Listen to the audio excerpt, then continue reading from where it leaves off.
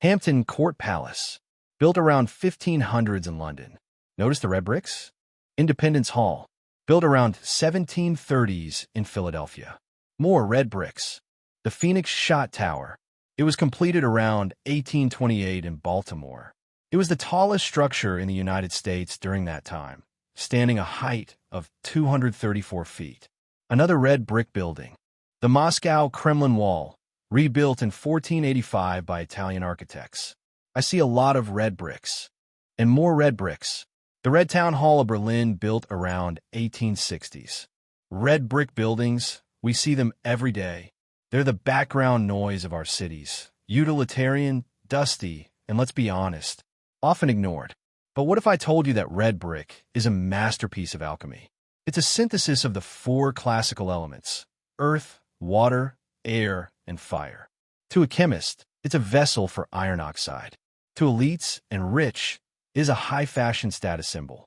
And to a practitioner of folk magic, it's a powerful spiritual barrier. Believe it or not, red bricks are much more than just construction material. Red dirt is rich in iron minerals, and clay made from red dirt, when baked around 1000 degrees Celsius, a chemical transformation occurs. If there's plenty of oxygen in the kiln, you get hematite, or iron oxide. This is the oxidizing atmosphere.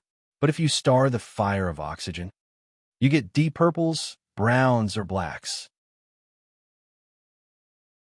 In alchemy, this transformation is called rubedo, or redness. It's the final stage of the great work, where base matter is purified into something permanent and noble. Historically, the iron is the bane of supernatural or simply anti-magic metal. From European cold iron mythology to Middle Eastern jinn legends, it is the primary material to repel spirits and those with ill intent. In traditions like hoodoo and voodoo, red brick dust is the ultimate spiritual home security system. When sprinkled as a thin line across the threshold, it acts as a barrier to ward off the negative energies. It is believed that someone with evil intent or crossed energy cannot step over the line. When you bury a piece of red brick in the ground, it will protect your crops from diseases, pests, and evil eye. Mixing the red brick dust with water and scrubbing your front steps with it is called the red wash, which claims your territory and keeps the household's luck inside. It was commonly practiced in the old days of Friday mornings in New Orleans. Placing some red brick dust into your shoes keeps you grounded and protected from the evil eye of an opponent. The iron oxide in the red brick makes it a potential energy source, and red bricks are famous for their thermal mass. They soak up the heat during the day and release it at night. The flow of heat through the brick directly creates a small but steady electric current, which makes the whole building act as a thermal battery.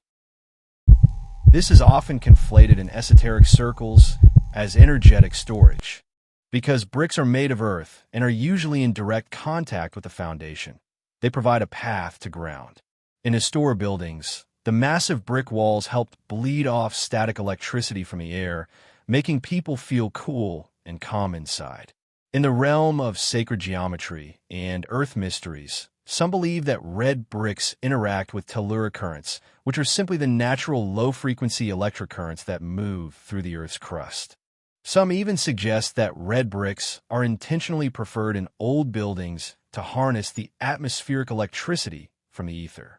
Another old-world technology theory suggests that the immense weight of red brick cathedrals or Tartarian buildings put the lower layers of silica-rich bricks under incredible pressure, and this pressure possibly generated a noticeable piezoelectric field.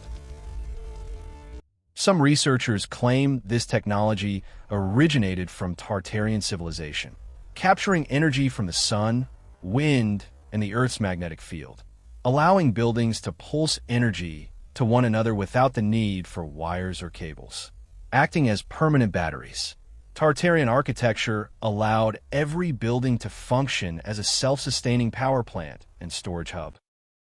Another important thing about red bricks is, before modern grounding rods, the tall brick chimneys of the 1700s acted as unintentional lightning dissipators.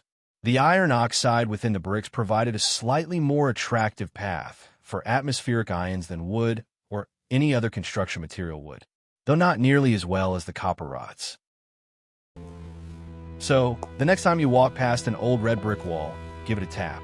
You're touching a piece of history, a chemical marvel, and an ancient protector. It's the mud that survived the fire. Do you have any red brick buildings in your city? Let me know in the comments.